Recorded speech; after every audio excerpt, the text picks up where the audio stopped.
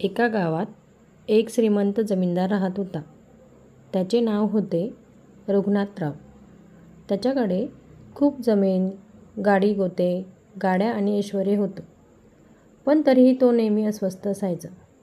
त्याला नेहमी वाटायचं की त्याच्याकडे अजून काहीतरी असायला हवं, जे त्याला खरी शांती आणि समाधान देईल. एक दिवस तो आपल्या वाड्याच्या झाडाखाली बसून अस्वस्थ मनाने विचार करत होता. तेवढ्यात एक साधू त्याच्याकडे आला. साधू शांत होता. त्याच्या चेहऱ्यावर विलक्षण तेज होते.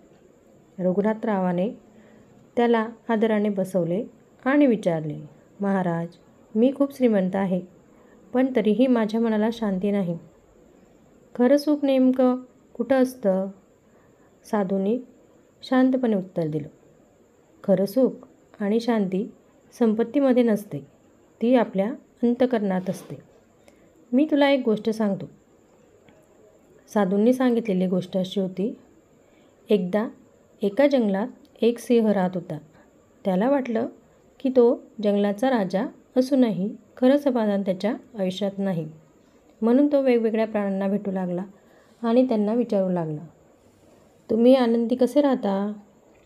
माकड म्हणाले, मी आनंदी राहतो कारण मी माझ्या झाडांवर उड्या मारतो, खेळतो, नाचतो. हत्ती म्हणाला, माझं समाधान म्हणजे मी इतर प्राण्यांना मदत करतो. ससा म्हणाला, माझं सुख म्हणजे मी शांततेत राहतो. शेवटी सिंह एका साधू प्राण्याला भेटतो. एक म्हातारा कासव कासवाने हसून उत्तर दिलं, सिंहराजा, आनंद कुठे? बाहेर शोधू नकोस. जो काही आहे तो तुझ्या आत आहे. तू जेव्हा इतरांना मदत करशील, आपलं कर्तव्य पार पाडशील आणि स्वतःवर प्रेम करशील, तेव्हाच तुला खऱ्या अर्थाने समाधानाची अनुभूती होईल.